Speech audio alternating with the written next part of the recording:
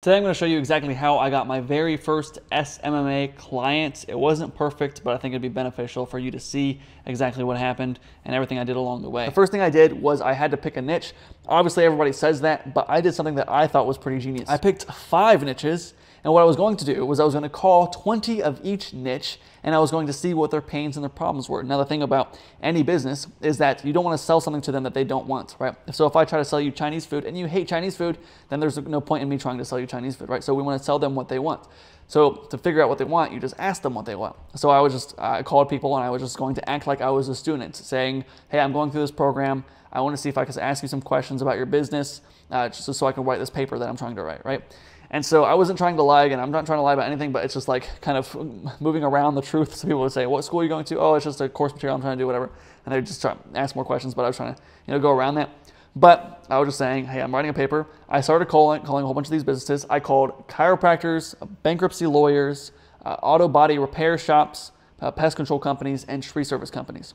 Now, when I called the chiropractors and the bankruptcy attorneys, it was hard to get to the owner or someone that was actually in charge, usually just a front desk person, because they have front desk people and they're the ones taking the calls. And so when I asked questions like, what's the main problems in your business right now, usually they didn't know how to answer. Now, those were the questions I was asking, was just, what's the biggest problem in your business right now? And then what keeps you up at night, type of thing.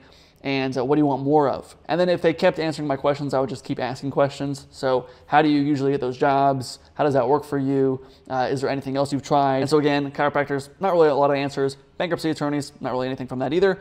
But when I talked to the tree service companies, they said they really need just more employees. They don't really need more work. They have plenty of work, but they don't have enough employees to take on the jobs that they currently have on. And then the auto body shop said the same thing. They need more employees. They have plenty of work, but they just need really more technicians to help with all this stuff.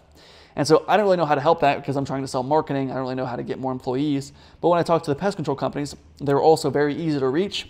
And they said that they wanted more bedbug heat treatments, at least the people that I talked to. So they wanted these more bedbug heat treatments, but they also relied on word of mouth a lot of times. They had a phone number on the side of the truck that they would get calls from, but that's really it. It's like they don't really have a consistent system for getting more bedbug heat treatments. So I thought, okay, that kind of killed 2 birds with 1 stone, because 1, I can figure out who's easier to target, like who's easier to talk to. If I can just call pest control companies and reach the owner, then it's probably going to be easier to sell to them because I can reach the owner like directly, rather than a chiropractor where I have to go through the gatekeeper and all that stuff.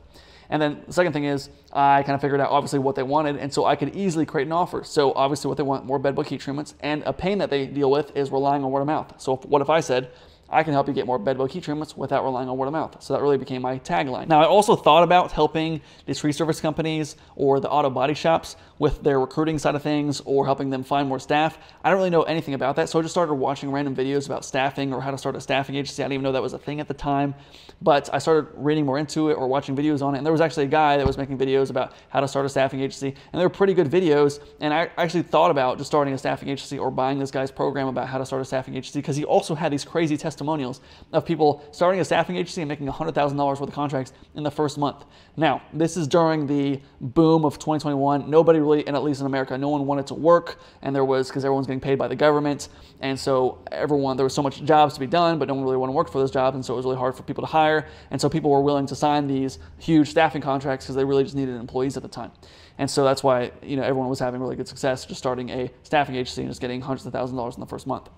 But over time, obviously that kind of died out. Also, the guy that's kind of sad, the guy that made those videos, he also died, which was really sad. So I wasn't able to buy his program. So I decided to go all in with the pest control thing, right? So I changed my Facebook bio, my LinkedIn bio to being, I help pest control companies get more bedbug heat treatments without relying on word of mouth. I then started just doing outreach. I started mainly on LinkedIn, Facebook, and email. Now, email didn't really feed me anything.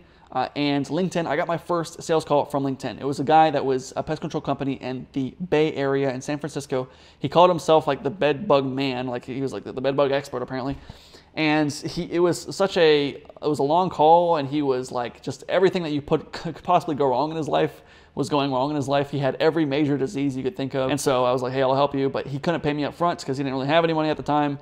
And so I was willing to work with him on a commission deal, but then he kind of fell through. He didn't really respond to me after that. I then started, reaching out on Facebook. Now, I was reaching out to Facebook business pages, and I kind of started reaching out to people in my local area, also in Florida for some reason.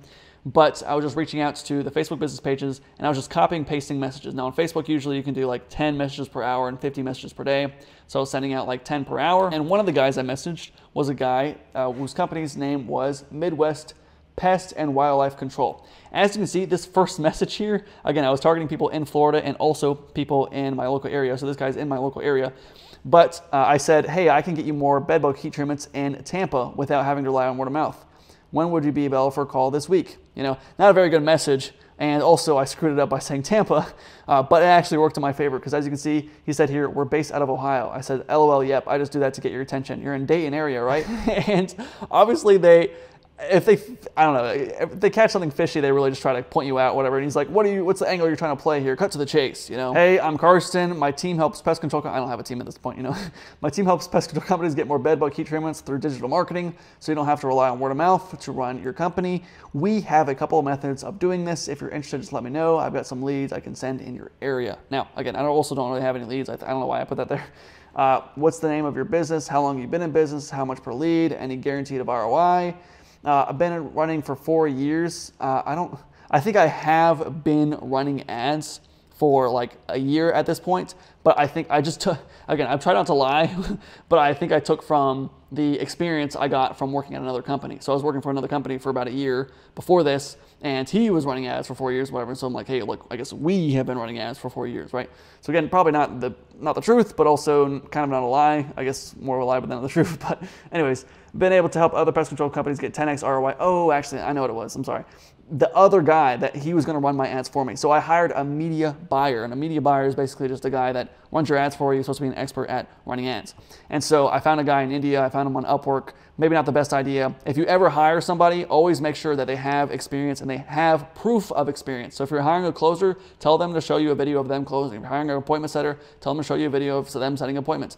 If you're hiring someone that's doing media buying for you, tell them to show you accounts of ads that they're running currently that have a good ROI, a good return on investment within that specific niche that you're targeting and within pest control. So I hired a guy, and he said that he had experience, but I didn't really know that he actually did. When he started running ads, they weren't as good as I thought they were going to be, and so just make sure you keep that in mind before you hire someone. All right, but I said, ran ads for 4 years, so I was taking the experience from that guy. He's been running ads for 4 years, so I wasn't lying there, all right? Cool. All right, what's the name of your business? Average pay per lead, blah, blah, blah, blah, right? Fox Agency, we don't have a website. The average pay per lead is $12 to $17. I got this from the ads guy. I just asked him, hey, what's the average cost per lead?